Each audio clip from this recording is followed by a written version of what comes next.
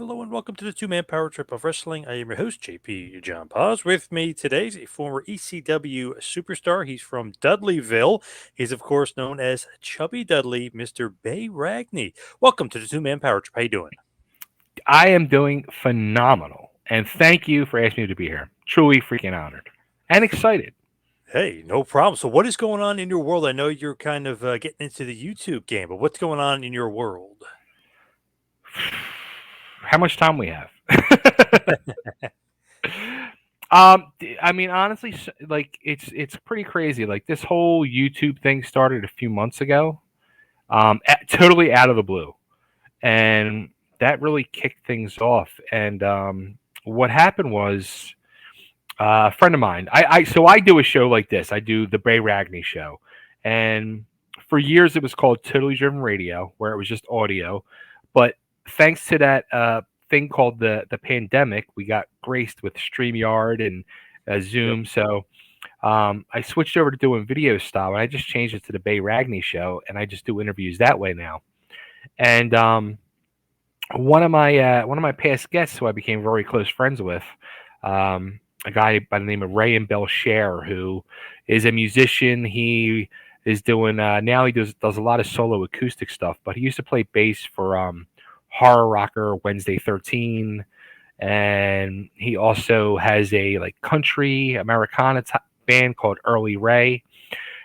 He's a huge wrestling fan, and it was around Thanksgiving before Christmas. He gets home and he shoots me a text like at midnight one night. He's like, "Yo, are you up?" I'm like, "Yeah, what's up?" He's like, "I need to call you." I'm like, "All right, call me. What's going on?" And he's like, "Dude, I just got done playing an acoustic gig. I came home and I've been laying in bed for like the last 4 hours just watching ECW on YouTube." And I said to myself, "Wouldn't it be cool to hear Bay do reaction videos and tell all the inside stories behind what went on with these matches and shows and everything, all the knowledge that you have on what happened?" And I was like, "Oh my god, you're a fucking genius." Like I couldn't believe, I was so excited by the idea. So I put it all together and launched it 2 weeks later and started going, and it's been going really good. And then about 6 weeks ago is when things really started heating up. Sign guy Dudley, who I'm still in touch with, he he reaches out to me one night and he says, "Hey, there's a guy who's been doing ECW autograph trading cards, and which let me get one." I saw those. Those are pretty cool, actually. A bunch of guys have them. I think almost Yeah, he's got almost like everybody in that set. It's pretty cool. he's yeah, it's really cool. He's been doing, that's what they Yes. look like, Yep. unsigned.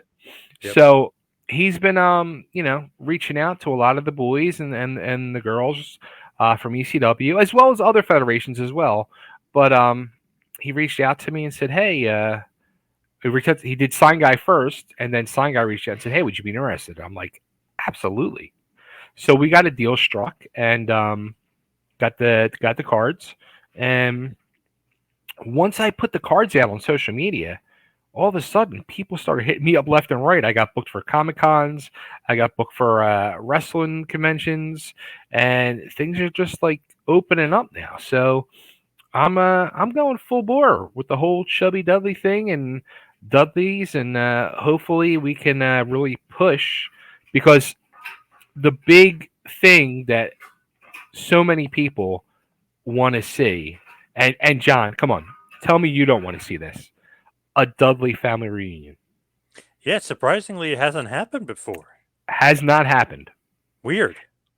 I've been contacted many times over the years, and I'm in, I'm in.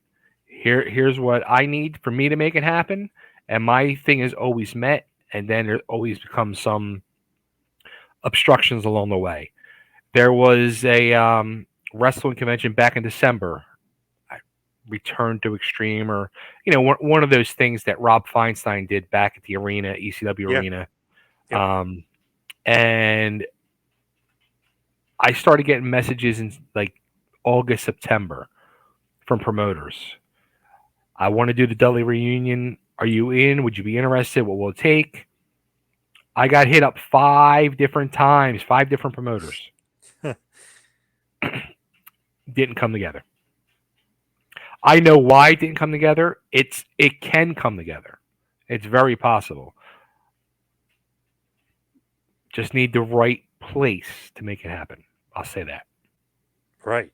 I feel like ECW Arena could be that place coming up, maybe. I don't know. But Bubba and Devon are back on the same page, it seems like. Yeah, they're on the same page. They're doing stuff together again, and it's crazy. Sign Guy, who he worked for WWE in the offices doing Mhm. marketing and stuff for a number Yep. of years, and then he left and he moved to Vegas where he's still at, and he was head of marketing for Cirque du Soleil for a number of years, and he just recently left them last year during the pandemic, and now he's back in the wrestling game as he's working with Impact Wrestling now. So it's truly is, for all of us, you try to walk away and step away, but somehow, some way, you get brought back in. Like I never thought I'd be doing this stuff again or be involved again, and I don't even watch wrestling anymore. I haven't really watched wrestling in like 20 years, to be honest. Wow. Yeah.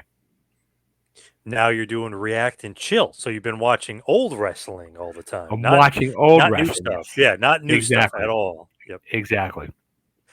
So Which is it's going to be new stuff as well because and I explain on these videos like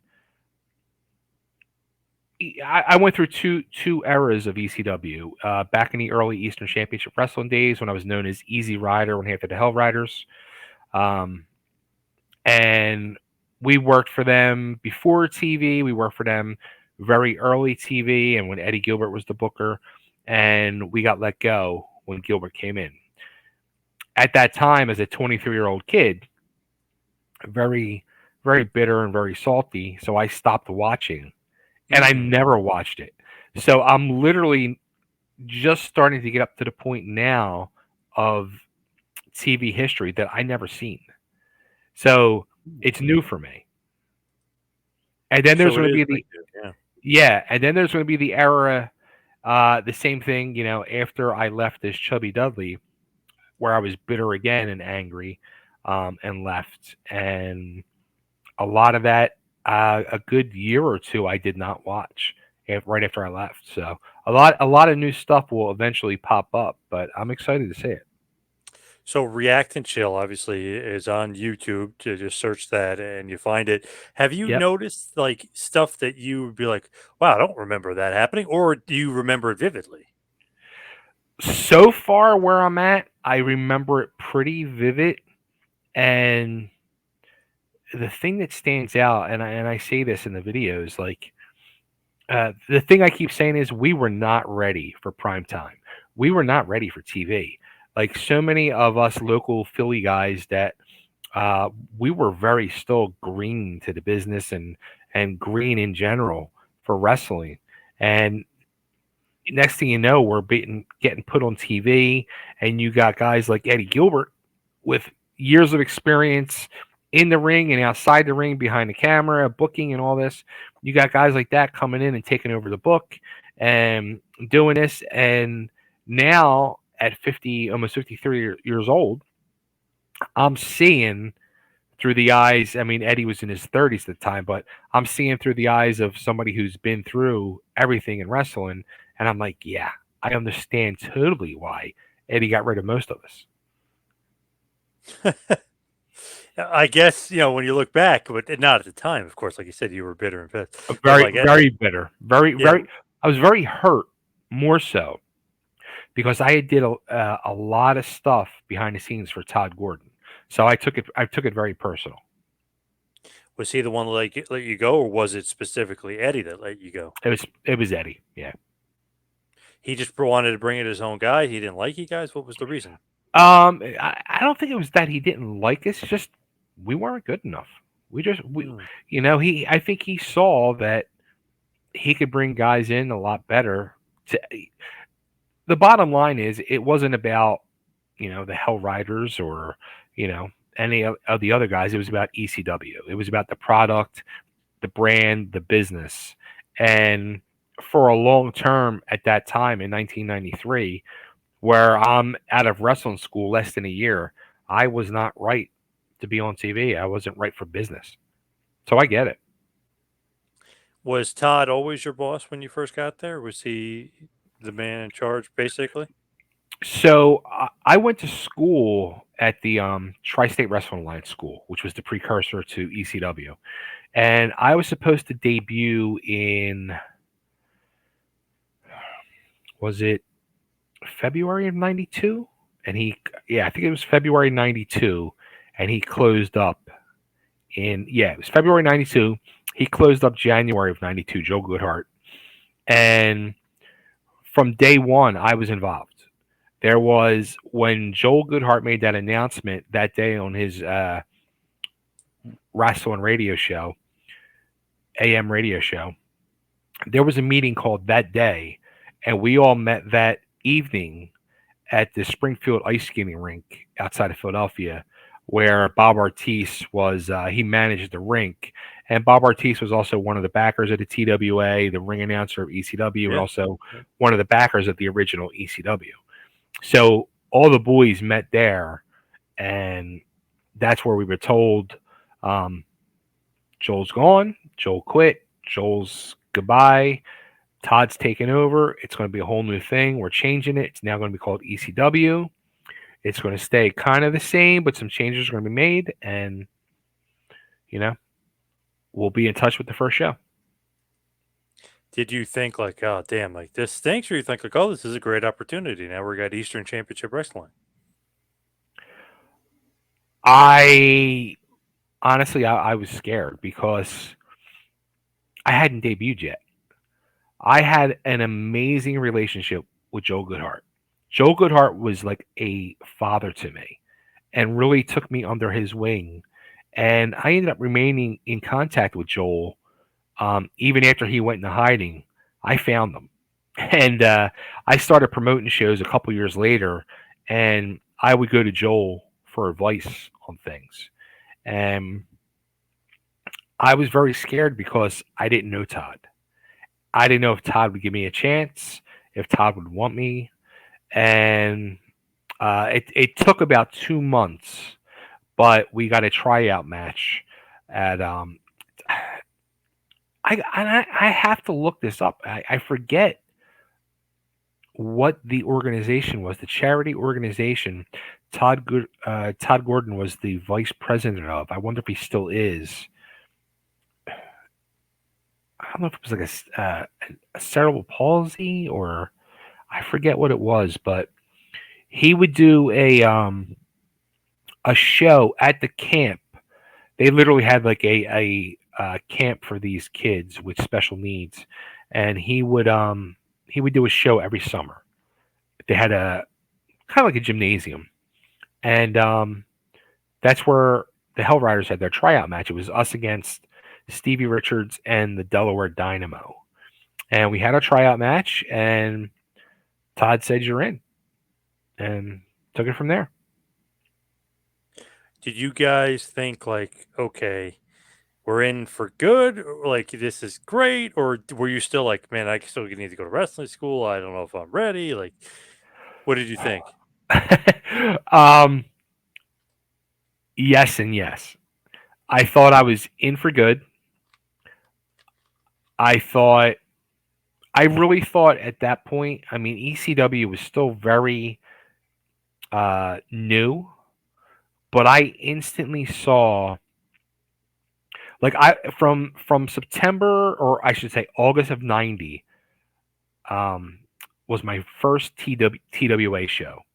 I started my training September of '90, and I went to every single tri-state wrestling show from that point on. And every one of those shows, I, as a fan, was engrossed and sucked in and enjoyed top to bottom every match, angle, situation, everything. when ECW started from day one, I did. I did not like the product. I did not like the direction. I did not like what they were doing. But I was hopeful and thinking TWA had such a great um, backbone and history. And the booker was the same. It was still Larry Winters at that point. So I was hopeful Larry would know what he succeeded with in the past and would go back to that route. But when we got in, yeah, I thought I was in for good. And then also too, I already knew, and I still was. I was still training a couple nights a week in a ring, wherever there was rings available. We would go. There was Dick Worley, the old WWF referee. Yeah. Oh yeah. He opened a place up in Jersey. We used to go train at his place, and then he started promoting some shows. And I worked a few shows for him, and but then his backer pulled out. But he was a phenomenal guy, and it was funny because we'd be at his school a couple nights a week training, and he would sit and talk to me. He was like, "Yeah, so I want to promote this show. Who do you think is hot on the scene right now? Who would be good?" And I remember saying to him, "Kerry Von Erich." He's like, "Yeah, yeah." He's like, "Hang on," and he went over. And this was before cell phones. He went over. He had a phone in the gym. He went over to the phone, called Kerry up, booked him on a show. I'm like, holy Wow. shit. Like, yeah, right. I'm like, okay, like that simple. All right. So yeah, I totally knew I needed to continue training because I knew this is something that you never are going to stop training. So, like, as far as the guys you're wrestling as you're coming in, are some of these guys veterans or most of these guys, you know, kind of But rookies or maybe names you would know? Like, I know you guys wrestled the Super Destroyers, and I think one of them was former WWF star AJ Petruzzi. But yes. um, was there a lot of that at that point in ECW very early on? A lot of those old school names? I know eventually Morocco and Snuka would come in. Right. Yeah. It was a mix. It was a mix of you know AJ and I praise him as I'm going through these videos and watching. AJ was a talent that I think was really truly underappreciated in his career overall. Not even ECW Super Destroyer stuff. The guy, for a guy who was he's probably like 6'2", 6'3", and he was a big boy. He was agile as hell. Even at that point in ECW, when I was working him, because we got put into a program and we were in a feud, um, he was agile as hell. I couldn't believe, and he was probably at that point late 30s, early 40s, easy. So I'm looking back at these videos now, and it's very impressive. But for the most part, it was mostly veterans from the Philadelphia area that we were put in there with. Some rookies from time to time. We would get put in there with some rookies and or guys on that we knew from wrestling school, and we would get to put over on them, and then we would go and do the jobs for Super D's or other veterans that they brought in. Now, you did end up working with Morocco and Snuka, right? Like when they were there and when you were wrestling them? I know they're Yeah, kind yeah, of a little bit out of their prime, but not crazy out of their prime. I mean, they could still go a little bit. Obviously, two absolute legends of the business, Morocco and Snuka. yeah. I actually just put that video up late last week, and it's fun. It's so funny to look at it now because the whole story behind that was the second set of ECW TV tapings, and we got to the building and we're in the locker room and they post a match listing on the wall, and everybody goes over because nobody knew what they were doing. So we go over and you're up against the wall and you're looking, and I see Hell Riders versus Snooker and Morocco, and I'm like, oh shit, okay. So me and my partner, my partner was 10 years older than me. he got in the business very, very late. He started, like a year after I did in training. I was out for a while because I got hurt. I broke my leg in training, and I was out for 6 months, and then some other issues. But HD and me, we were like, oh shit, like okay, this is going to be interesting. So we go over to Don and Jim, and we're like, hey guys, we're working you, and blah blah blah blah. What do you guys want to do? I can still. This is what. Don't worry. Don't. We'll take care of you. Don't you worry. We'll talk about it later. Hmm. We're like, okay. Like an hour goes by. Go back over. Hey, did you want to talk about the match? What do you want to do? Because we're still thinking. We went from before TV started. We were number one contenders in this big feud with the Super Destroyers, where they were talking about giving us the belts at one time. So we're still like thinking we're in the mix here. And Snooker Morocco, like, don't worry, we got time. We got time. Just relax, relax. We're literally behind the curtains getting ready to go out. I'm like, what are we doing? They're like, don't worry, we'll jump you and we'll talk it all out there. Don't worry about a thing. Okay. Bell rings, boom, they jump us. I get paired up with Snooker. Snooker comes over to me and grabs me by the head. I'll never forget this. Grabs me by the head. He goes, "You dumb motherfucker." I said, "This guy's going to," because you've heard the rumors of Snooker about, God forbid, killing his girlfriend or whatever. I'm like, this guy's going to kill me in the ring right here in front of Cabrini College. I'm dead. I'm going. Just say a prayer. So it was interesting, and they completely squashed us out.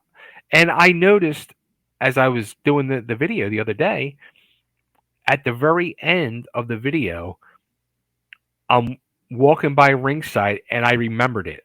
I used to have my wrist tape up and my fingers. I was ripping the tape off and I was throwing it down because I was pissed. I was really pissed, and I knew at that point we were done. So why didn't they tell you it was going to be a squash? Like they just want to surprise you with it, or they didn't want to let you down, or I think they just that's how the business works. They just didn't care. We were the green guys, and we were the rookies. And look, you got Jimmy Snuka and Don Morocco, two of the most iconic names in WWF. One of the biggest feuds of all time, yep. and I don't even think it came from them. I mean maybe partially from them, but it was probably more from Eddie. I really think it was more from Eddie. Eddie, and it's crazy because Eddie was somebody I truly looked up to and was a huge influence on my whole wrestling career and style. And I was, when Todd told me and a friend of mine, Frank, because we were doing promotions for ECW early on behind the scenes, when he told us he hired Eddie, I was ecstatic. Ecstatic. And I was the number one supporter for Eddie Gilbert as the booker. But as I watch right now, the early stuff Eddie was doing, it was garbage. And I hate to say that, but it was garbage. When you look at him and what was going on, any sort of relationship or communication? I mean, you said you were a fan of his and you liked him, but did you ever? No, you weren't high enough on the totem pole for him to talk to, I guess. Exactly. Exactly. I was still in communications with Todd, and it was very like I was able to call Todd at any time and talk to him, and I noticed, you know, starting to get blown off by him. So I saw the writings on the wall, and then I think I actually finally called him out, and he said, he put all the heat on Eddie. Oh, Eddie's the booker now. You got to contact Eddie. It's all up to Eddie. So When you look at Eddie and his exit, did you think that it was a good thing? Like I know you're going to be gone before that, but when you look at it, it's like, man, he needed to be out of there. It wasn't working for him at ECW. that's a good question. because I honestly I couldn't even give you an answer right now because I haven't gotten that far in watching the TV history. So I really don't even know what happened because I was so tuned in to that whole scene and so angry and bitter. And at that point, I went and started my own promotion. I was working the indies in the Philly tri state area. I had hooked up with Jim Kettner in ECWA in Delaware Nice. and Yep. became his top heel at the time in a feud with Boogie Woogie Brown doing singles. So I had that going on and taking other shots and started my own promotion. And I started promoting shows with the help of Jim Kettner and Joel Goodhart. What was the promotion? LAW? LEW, yeah. What was that like? Because man, phew, even promoting me like on a smaller scale, doing conventions and stuff. I mean, my God, you want to like, you want to strangle somebody. But what's it like actually promoting a show today and dealing with all these flaky wrestlers day by day? That's a good question. Um, like early on, like I was so green in the business, and what happened was, again, seeing the writing on the wall, I called a meeting with a bunch of the boys, and it was, um, guys like Glenn Osborne and Tony Stetson and Mike Bruno and Gigolo Joe Zanoli, the referee, and the Rock and Rebel and Larry Winters, um, Frank Cody, who was one of the early guys who was helping me behind the scenes with promotions, and he would get some shots here and there. Um, we had a meeting at my house one Sunday, and we all knew what was going on. We all saw the writing on the wall, and I said, "Look, I want to start a promotion. I want to start our own promotion, and I want to um, take off where TWA left off. I want to kick back up from that because what they are doing is not anything what TWA was doing." And everybody was like, "Yes, yes, yes, let's do it, let's do it, let's do it." And I said, "Well, we need money to do this. Who wants to like chip in and who wants to be partners in this?"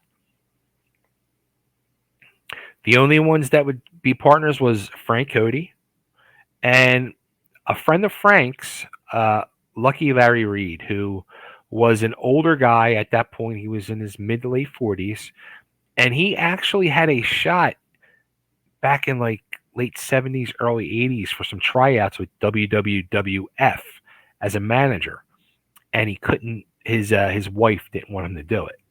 So it was a dream of his always to be able to do it. So he was like, and he had a good job. He had good making good money with working for the government. He's like, look, I want to be part of this because I want to fulfill a dream of mine. Hmm. And us three started Liberty All Star Wrestling. And the very first show we did was at my elementary school in the gymnasium. We rented it out. And I think we put on a hell of a freaking show. It was stressful, but we really busted our asses and promoted it old school. Like this is before the internet, before cell phones, like old school flyers and posters and word of mouth. And we had a packed house. We had a hell of a show. And it was funny because the main event was Tom Brandy, who just left WCW as Johnny Johnny Gunn. Gunn. Yeah, Yep. against somebody who just left the WWF at the time, uh, Scotty Flamingo. Nice. And he was telling me because we were in contact, leading up to it, and even later the show, he's like, yeah, he goes, Paul's been in touch with me. He's like, got an idea for me, and I got an idea, so I might be heading to ECW. And 2 weeks later, up pops Raven.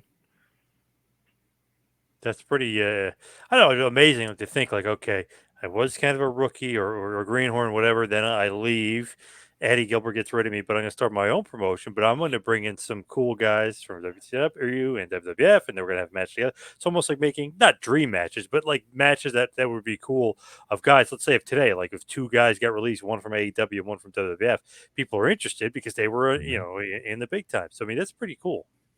I'll tell you what, and I'm going to I will toot my own horn. Toot away. I felt in the wrestling business, I was a better booker than I was a worker for sure. In ECW, that was when I went back to ECW as a Dudley, and I got pushed to the side. I learned this about myself with the wrestling business. I learned from watching Paul. That's what I was meant to do. I was meant to be a booker. I was meant to be working that storylines and backstage and the promotions. That's where I was much better. In the ring, yeah, sure, you have fun, blah, blah, blah, blah. But I just was not a good. I knew what was needed to be done in a match and how to make the match work and the psychology and the booking of it. But the physical aspect of it, I just was not cut out to do. And I realize that now. Looking back then at, while I'm in the midst of it, I was naturally thinking, oh, no, I should be doing this. But I knew, years later that I was not meant to do that. And I was way more better and more comfortable in that booker role. And I feel I put on shows with Liberty All Star Wrestling, booking those shows and matches that were fucking amazing, incredible, and made those crowds pop. Made me pop. I would be, running around watching the dressing room or wherever I was on my headset, just like Paul. I went and bought headsets to be like Paul, and watching those storylines unfold and the pops and all. I knew it was working. So when you do come back to ECW, I guess it's 1995, Paul Heyman, Paulie Dangerously, if you will, he's obviously in control. You're saying you're learning stuff from him. How did you get brought back in? What's the story behind that? And is it Paul himself bringing you back in, or is it Tod as God bringing you back? Mm-mm. Stevie Richards. Oh, wow. Okay. So Stevie and me, we went to wrestling school together, very, very close. And he's somebody who got screwed over early on in ECW by Tod and got phased out. He was the very first match in ECW history. It was him against Jimmy Jannetty, a 20-minute draw. And I think that was, if I'm not mistaken, I think that was Stevie's first match. And Jimmy Jannetty, who's still one of my best friends to this day, he was one of the ones that he finished Stevie's training, got him booked on that show. He finished my training after the TWA school closed up. He helped a lot of the local guys and helped trainings get finished and would work out with us. And he really went the extra mile. He would get us booked on shows, whether it was in the Philadelphia area or he was doing a lot of shots in Baltimore at the time. So he went that extra mile for a lot of local guys. And me and Richards always remained in contact over that year I was out.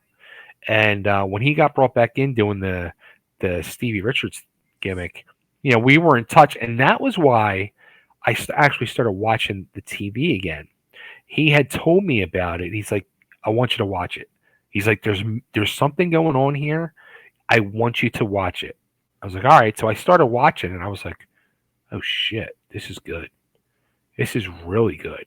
And then the Dudleys came in and he calls me up. He's like, yo, we got this Dudley gimmick going on that Raven started.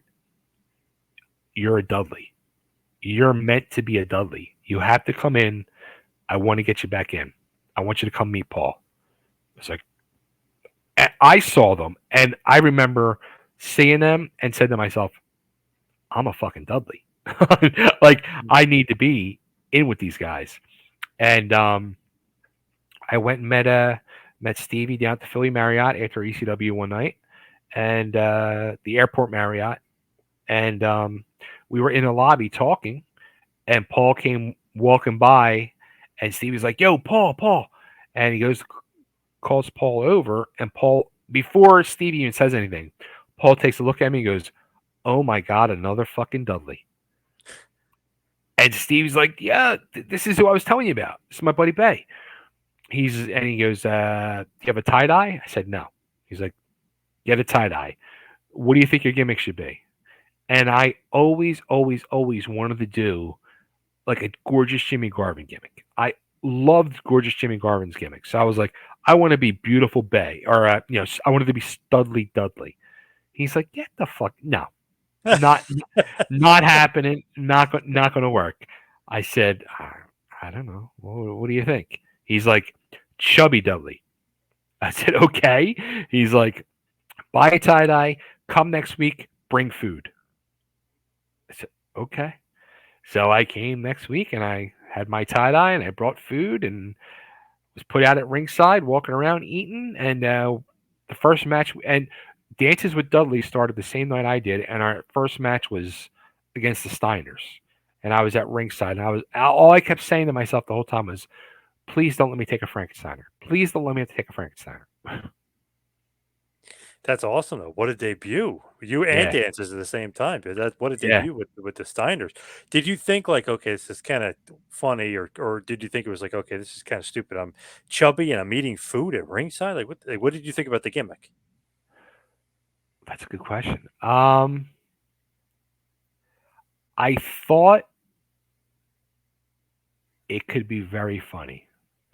At that point, I really, especially like my TV experience was those couple early shots. So I really didn't have the experience or the true knowledge of what Paul was doing with ECW TV. I mean, let's face it, at that point, he was really changing the wrestling business with his promos and stuff like that. So I really didn't know. But once, after being in there for a few weeks and seeing the promos and stuff he was doing, I was like, oh my God, like the stupid, silly shit he could do with me would be unreal. And it was never, ever touched or tapped on. I mean, if you think about it, one of the biggest things in the internet world today is being a foodie. Yeah, I was the first foodie of professional wrestling. kind of. Yeah, right. Yeah, in a Right, certain sense. Yeah. right, Yep. right. So there was like a whole untapped uh, market of hysterics and God knows what that was never touched So you weren't pissed. You weren't Studley Dudley. on. No, because and here's why. I ended up being part of the Dudleys, which even at that point, we were like very low man on the totem pole. Yep. But I would go to the shows and have a blast, be at ringside. I'm in a locker room with, I'm sorry, the greatest wrestling talent in the business today, the greatest wrestling brain in the business today.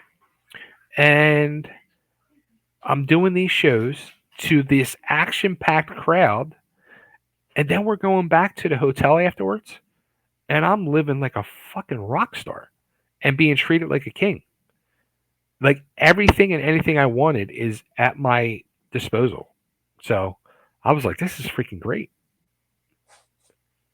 It's funny, like when you look at it, the Dudleys, when people think about it now with Bubba and Devon, like they think of, and even Joel Gertner and Big Dick, like they think like, oh, they were a dominant force.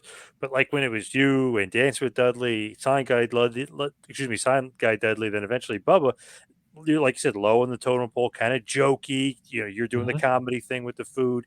Much different, right? Than when people look back at the Dudleys for what they became years later with these heels causing riots at shows. It's crazy. Like when I would see that stuff going on, I was blown away. I was like, wow. And even early on, like um, Bubba came in first. When Bubba came in, I was a little even salty when Bubba came in because and don't get me wrong, Bubba was always cool with me. Um, but when I was seeing him work as I'm out at ringside, I'm saying to myself, I could work as good as that. Why am I not getting a shot? Like I don't understand. and I was never given the shot. And I don't understand why, or maybe they probably already had their predetermined plan, and plus Bubba and then eventually Devon and even Dances, like they were the New York guys, so they had at that point, like Eddie brought guys in from Memphis in the South. Paul brought guys in from New York in the Philly. So it was, and that happens. So I'm sure that was part of it. But and look, I'm not at this stage of life. What happened was the best for everybody because Bubba and Devon worked their freaking asses off from day one, and they got better and better and better and better to become and truly deserve to be Hall of Famers. Where I, in turn, got lazier and lazier and lazier because I was getting all the fruits of the business for just being at ringside. So I got lazy, and I get it. Did you mind like not wrestling much and just being at ringside? Because like you said, you're I getting I lazier, did. lazier. I totally did. Yeah, I was very upset by that. Every show, like I just wanted a shot. That's all. And honestly, I don't even know if I really even asked for a shot. I do know when I did ask for a shot. Um, when I did leave, and I didn't make an announcement I was leaving or anything. I just left. I stopped showing up, and that was after Spike came in. And it's nothing against Spike. So, another one. Like I only if I stuck around more than 5 shows after Spike came in, because he came in and first night, boom, he's out there and he's in a match. And I'm like, again, here we go. Like, here's Yeah, this why are you guy being who's skipped over? right. Here's this guy that's literally 100 pounds, and I'm 300 pounds. Like, what's going on? Did I piss somebody off? Did I don't understand. So after a few weeks, I was just like, you know what? Like at that point, I was thinking to myself, I'm done. I'm out of the business. I was starting to get in a relationship. I'm like, I'm just going to settle down and be in this relationship, maybe get married, which I ended up getting married. And I was like, I'm done with wrestling. So that's what I did, and I left. But after I did leave, my phone started ringing for bookings as Chubby Dudley because everybody wanted the ECW guy. So I Mhm. started doing all these indie shots all over. And after like 2 months, um, I was working at a pizza shop during the day delivering pizzas, and Taz calls me. And it was like this Greek family that owned and ran the pizza shop. They're like, "Bay, some guy Taz." I'm like, "Taz." I'm like, how did freak did Taz track me down to this pizza shop in Upper Darby? I'm like, all right. Anyway, so I get on the phone. I'm like, hey. He's like, Bay. I'm like, yeah. He's like, Taz. And I could tell by his voice it was him. I'm like, what's up, man? How you doing? He's like, I hear you're doing our gimmick. I said, excuse me? He's like, I hear you're doing our gimmick on the indies. I said, oh, I didn't know it was your gimmick. I didn't know there was contracts or anything. He's like, it's our gimmick. We own the gimmick. If you continue to do the gimmick, I'm going to show up at a show one night and I'm going to stretch your ass. I was Whoa. like, yeah. I was like, oh, okay. I said, Taz, I said, can I just talk to you? I said, seriously. I said, I've been there for a year and a half now. All I've asked for is a shot. That's all I wanted. I said, I appreciate all you guys have done for me, and I appreciate the position I had, but I wanted a shot to work in the ring.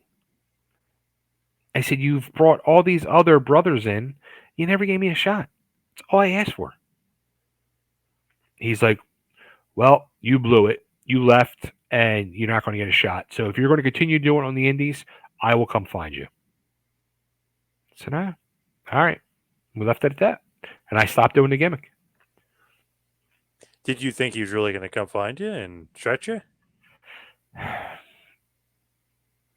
I didn't, because they were so busy and working almost every weekend. I just I was like, you know what? Is it really worth, you know, the $100 payday to cause the heat? I'm like, it's not worth it. Were you afraid I of don't. legal battle too? Maybe that they might try to sue you I, or something. I didn't even think legally, because I knew, they weren't like total legal stuff on all that stuff and trademarks and stuff like that. So I just thought, like, just didn't want the heat, and it just wasn't worth it to me, because I knew unless I was in ECW and getting the push, I wasn't going to make it anywhere else. I knew doing these simple indie shots at these very small shows, it wasn't going to work out. So it wasn't worth it to cause the heat. And I was maybe in the back of my head too, I was maybe hoping they would have called and said, "Look, why don't we do this? We have a spot. Why don't we do this?" But I was always one to just never have the heat or cause problems. Did you think there was a dick move by Taz, or you knew they came from Paulie? That's a good question. I ooh. And I would love to know I would love to know the true legitimate answer to this day. I have not talked to either one since. Guessing that had to come from Paul, because why would he just call you out of the blue like that? He was probably like, "Oh, handle this." You know what I mean? Like you're the one who's got to do Yeah, this. I can't see him doing that on his own. yeah. I think they were probably, especially because a lot of the shots I was working was for their arch enemy Dennis Carluzzo with the NWA. So they probably were seeing that and got really pissed. And yeah, I mean, Yeah, they were probably pissed, and I'm sure Taz really, because Taz and Tommy were, you know, if it was a mafia, they were the captains for Paul, and Taz, they were got, office. yep, yep, exactly. So that's a good question. And I still, it's 28 years later, or whatever it is, 26 years later, I still would just, and I think it's funny now. I mean, come on. And I would love to talk to Taz and laugh about it, and Paul. Like, who cares? It's funny and stupid and hysterical. Um, but yeah, that's a good question. I would love to know the true answer. So Chubby Dudley is causing some heat or some ruckus there because the other Dudleys. What did you actually think about ECW at that time period when you were there? Right before you left, obviously. But everyone always says, "Oh, what a drug culture! Oh, sex, drugs, Ooh. rock and roll." Like they throw all that stuff out there. Is that overblown? Is it underblown? Is it true? Is it like what did you think there? And were you involved in that scene? It was 100% complete debauchery, whatever that, if you can pronounce that word better for me. I think it's right.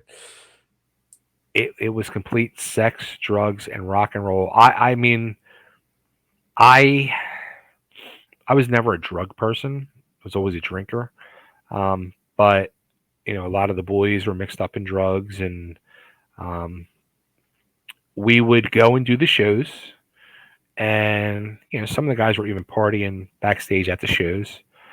And after the show, if it was an arena show, then every 3 weeks we would be back at the arena, and you filmed your promos then for the next 3 weeks of TV.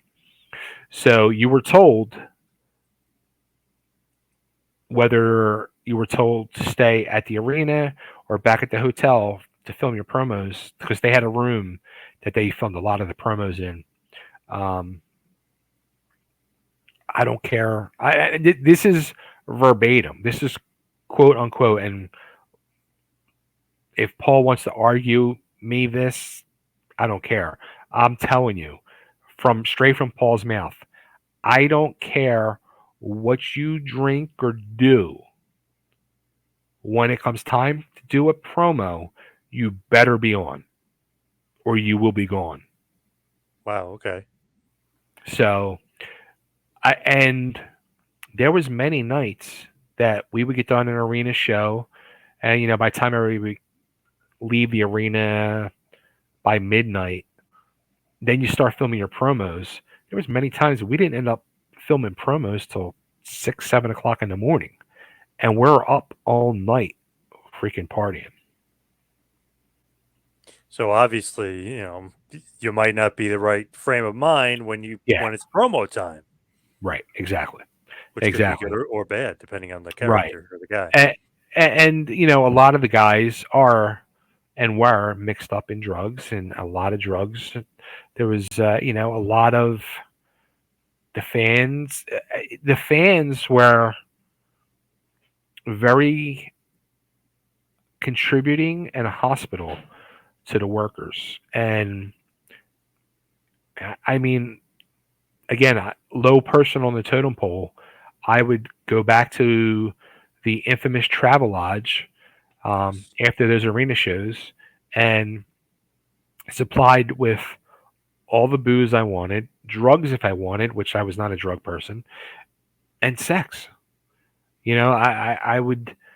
I mean, there was one night where I'm in a stairway with one girl, get done with her, and then I'm on the elevator, and next thing I know, I'm hooking up with another girl in the elevator after being done with a girl in the stairway, and I'm with the girl in the elevator and have her top off, and the elevator doors open, and Rey Mysterio is standing there like, he's like, "Hey, brother, can I get some?" It's like, no, like, yeah, and then being done with her, and then there's another one waiting for you. I mean, it was insane. It just insanity, and nobody cared. It was just like, just keep giving the boys, just keep giving it. They want more drugs, give them more drugs. They want more booze, more sex, give them more sex. It was, and nothing. There was a price on nothing. So it's almost like I don't know. If you go to that place, obviously you're looking for something. You know what I mean? One, Right, two, or three. But yeah, well, right. crazy though because it just seems like man, they just not there was no management per se, but it's just like they kind of just turned their eye to it. Basically, like they were like, "All right, whatever's happening is happening. Just don't fuck up on promo day." Pretty. It was. I mean, pretty much. But also too, for the most part, we're supposed to be adults. You know what I Right, mean? right, of Like, course. Yeah. but we were all like kids in a candy store, and the the fans. See the fans that was the thing. That's what made ECW special too. Was the fans. The fans started those arena days. They would be out there tailgating like it was a football game, like at noontime. So by time the doors open at 6, 7 o'clock and bell times at 8 o'clock, you already got 1,000 people that are in the parking lot shit faced. So then they're coming into the building, and half the boys are out in the parking lot partying with them. So then we're going in, and then it was complete support on both sides of the fence. The fans supported us above and beyond, and we supported them.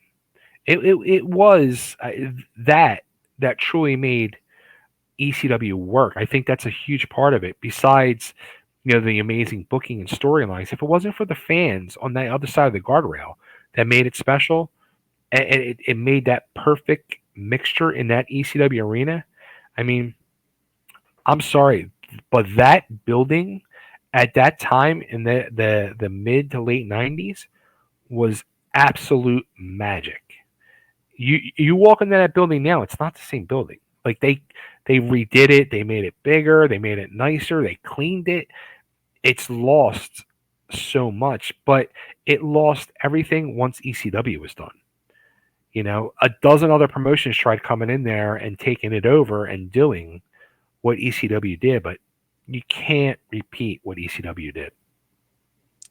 It is very true because there's been, like you said, there's been maybe even more than that. I think there's been like 25 promotions that have Probably, come in and out of probably. there and ran that building, and obviously ECW had the they had the magic. But as we hit the wind down here and we head towards the finish, when you look back and you just looking at those days, do you regret leaving ECW? Do you regret anything as far as the wrestling business? Ooh, that's a good question.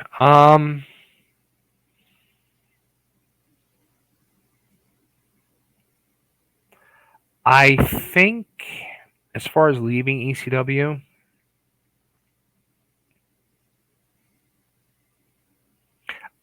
I mean, if I would have stuck it out, I still think I would have just remained, you know, the guy with the Edmonds box of donuts. You know what I mean? Like, Yeah, Keaton Cake. yeah, I don't. I think it ended up working better after I left.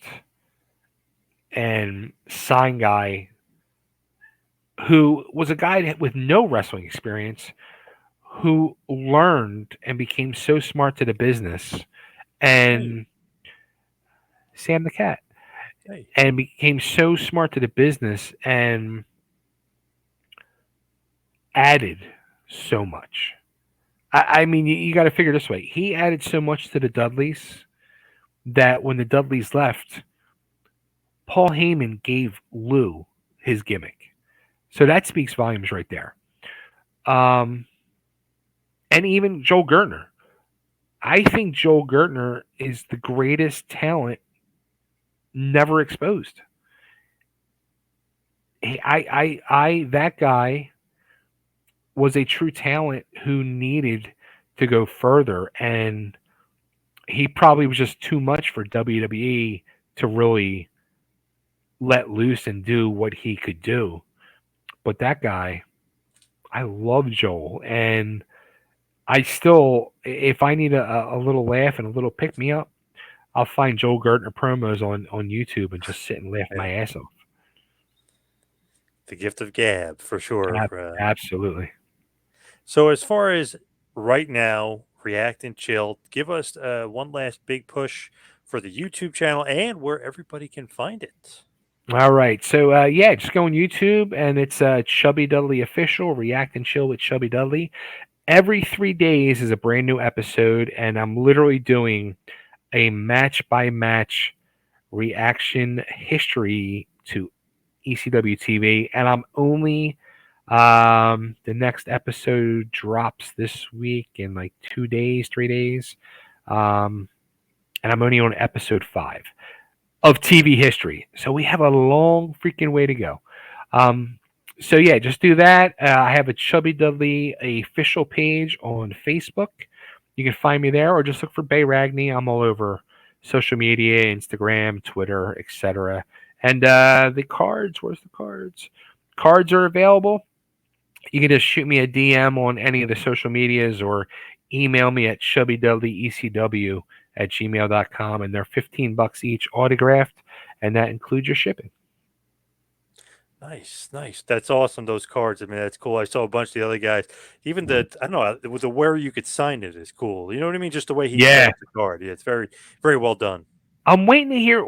I hooked him up with one of the other Dudley brothers. I don't want to say I haven't heard if it was finalized, but he told me afterwards he had planned for a triple card with me, Sign Guy, and the third Dudley, and I haven't heard nothing. It's been about 3 weeks, so I'm wondering if it's going to happen or not. But if it does, everybody will see the card out there. Intriguing. Yes, yes. Obviously, it should happen, and maybe even get you guys together for a convention with all the Dudleys, all the guys back together. We need that family reunion. Definitely Dudley family reunion. But Chubby Dudley, thank you so much for all time. Really appreciate it. Dude, thank you so much. I appreciate it. It was a lot of fun and a lot of fun questions. Good ones. Thank you. Appreciate that.